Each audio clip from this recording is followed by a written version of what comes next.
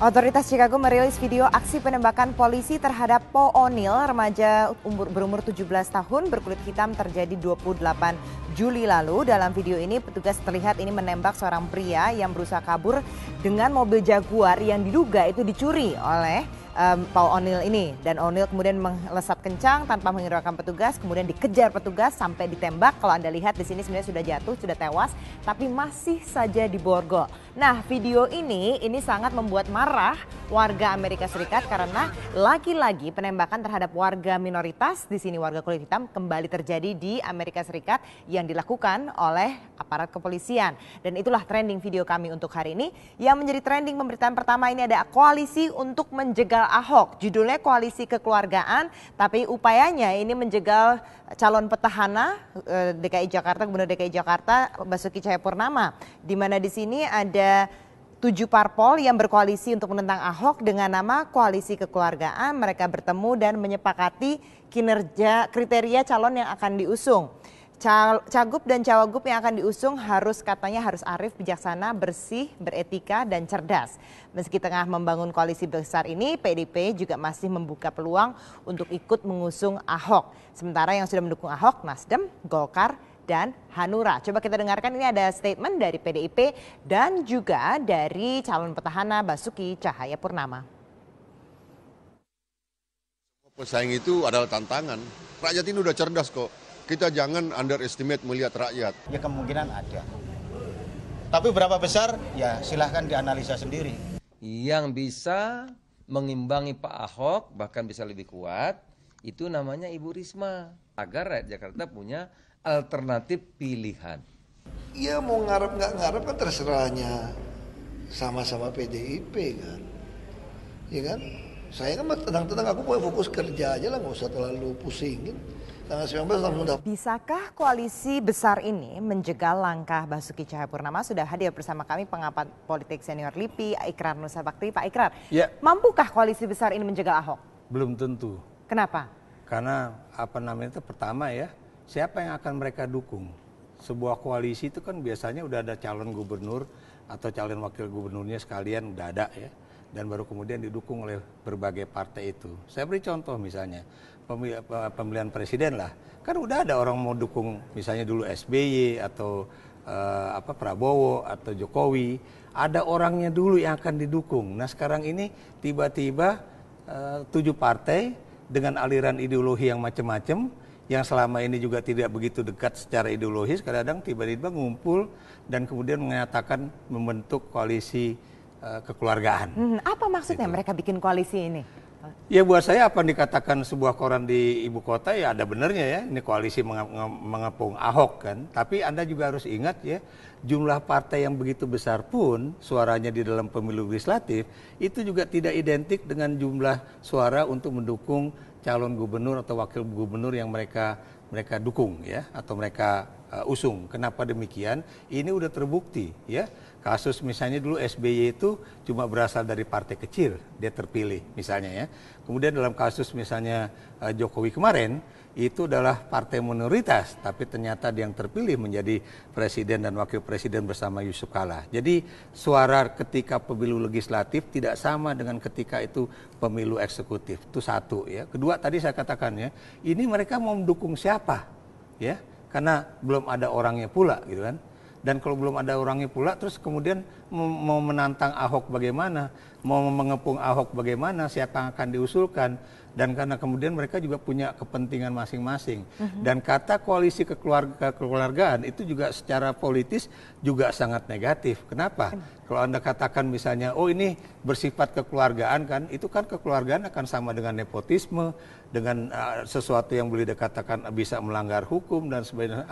Kita selesaikanlah ini secara kekeluargaan. Itu kan konotasinya negatif. Jadi hal-hal semacam itu yang buat saya belum apa-apa aja mereka udah membuat nama koalisinya aja udah tidak bagus banget begitu. Kita bicara soal PDIP di sini. Ya. PDIP sebenarnya bisa untuk mencalonkan pasangan sendiri begitu kan dengan jumlah kursinya. Kemudian juga ada wacana waktu itu kemungkinan sekarang masih membuka peluang untuk mengusung Ahok. Kemudian dia sekarang masuk juga di dalam koalisi kekeluargaan. Di mana sih? Kenapa PDIP ini seperti bimbang begini? Ya buat saya PDIP lagi bingung aja. Lagi bingung maksud saya begini.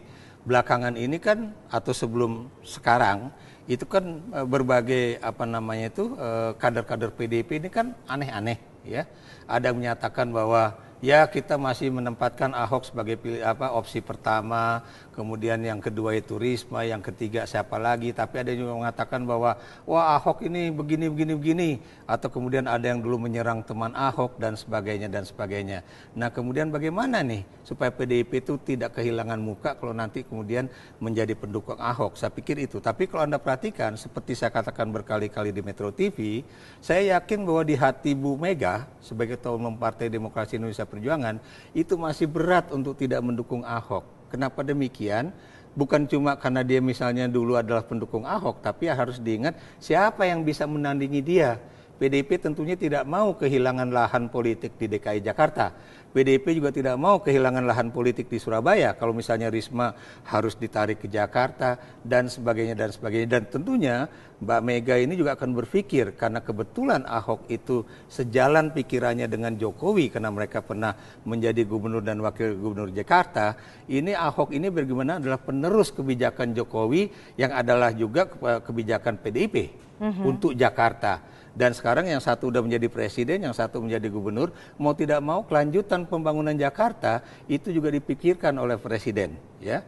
Dan kemudian tentunya PDIP juga harus melihat bagaimana nih realitas politik di lapangan sekarang. Karena Golkar kan belum apa-apa udah mendukung Jokowi untuk 2019, sekarang menjadi pendukung Ahok.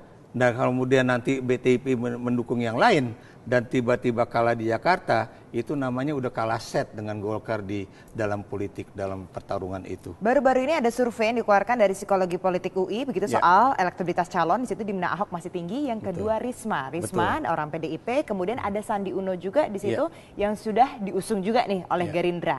Kalau tadi dikatakan kriteria kami punya Arif bijaksana dan segala macamnya lah kriteria dari koalisi ini, ada Risma di situ juga, kemudian juga ada Sandi Uno di situ juga. Menjual atau tidak sih sebenarnya namanya? Buat saya tidak. Kenapa saya katakan tidak ya?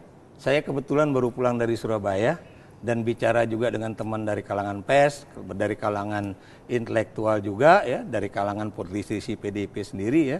Anda perhatikan ya, Risma itu naik menjadi wali kota Surabaya itu adalah karena Bambang Deha yang sekarang menjadi ketua tim Bapilunya PDIP. Makanya kalau Anda perhatikan yang banyak ngomong itu kan bukan Bambang Deha, tapi lebih banyak si wakilnya itu, si Gembong itu ya. Nah itu, di situ menunjukkan bahwa Bambang Deha ini adalah orang yang paling tahu tentang siapa Risma. Karena dialah yang meningkatkan itu. Risma memang maju dalam persoalan pertamanan karena memang dulu kepala dinas pertamanan kota Surabaya. Tapi apa yang dilakukan Risma sebetulnya itu adalah kelanjutan dari kebijakan-kebijakan Bambang Deha pada saat itu, ya. Dan kemudian kalau Anda perhatikan, apalagi yang kemudian orang-orang di Surabaya juga bisa ngelihat, ya. Tapi itu yang tidak perlu saya ngomongkan di sini. Tapi yang jelas orang-orang Surabaya itu memang menginginkan Risma itu punya sesuatu yang bisa dianggap sebagai hasil dia tanpa ada embel-embel dari Bambang Deha itu. Nah itu yang belum ada di Risma dalam kaitannya dengan pembangunan kota Surabaya. Nah itu yang makanya jangan heran teman-teman di Surabaya itu menginginkan Anda di sini dulu karena Anda tuh baru 6 bulan dan sekarang kita menginginkan supaya Anda buktikan dulu bahwa Anda tuh memang benar-benar wali kota yang sangat berhasil.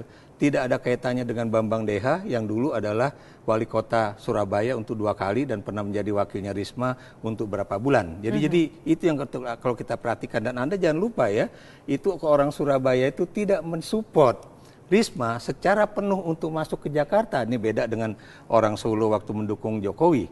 Kemudian Anda lihat Risma sendiri kan sebenarnya nggak mau masuk Surabaya. Dan kalau memang ini sesuatu yang serius, pertanyaan saya, mengapa yang katanya Risma akan datang ke Jakarta hari ini, sementara Ibu Mega tidak ada di Jakarta? Apa artinya itu? Di situ menunjukkan betapa saya yakin Bu Mega masih ingin melihat bahwa dia tidak ingin kemudian mengalami kekalahan 2 kali, baik di Jakarta pun di Surabaya, dan lebih baik dia ingin memantau dulu bagaimana ini sepak terjang dari petugas-petugas partai PDIP di bawah dalam kaitannya dengan persoalan koalisi itu. Pak Ikrar, sebelum kita berpisah, karakter seperti apa untuk bisa menandingi Ahok di sini? Yang jelas, pertama, dia memang tahu karakter orang Jakarta. Yang kedua, dia adalah orang yang tegas. Yang ketiga, dia adalah orang yang jujur. Yang keempat, dia adalah orang yang juga punya visi mengenai Jakarta. Pertanyaan saya, apakah Risma itu selama ini punya visi tentang Jakarta yang selalu diungkapkan dalam pernyataan-pernyataan? Kemudian apakah dia juga punya passion untuk menjadi pengelola Jakarta? Apakah dia siap menghadapi anggota-anggota DPRD DKI yang Anda tahu kerasnya bukan main, ya? Jadi Anda harus lihat begitu ya. Salah satu penyebab Ahok itu nggak mau misalnya cuti kan terlain itu. Jangan sampai dia kecolongan lagi dalam kaitannya perencanaan anggaran 2017 yang dulu dia aja tidak cuti aja kecolongan. Baik. Jadi itu yang harus dilihat, apakah Risma mampu menghadapi keganasan orang-orang yang ada di parlemen lokal di Jakarta itu. Tahu warganya tapi juga tahu wakil rakyatnya di DPRD-nya karakternya. Terima kasih banyak Pak Ikrar Nusa Bakti. Kita akan kembali saat lagi dengan informasi dari Rio de Janeiro, Brazil, di mana Indonesia berhasil meraih perak keduanya. Kemudian juga ada atlet panahan yang berhasil menaklukkan juara dunia. Kita akan bahas sesaat lagi.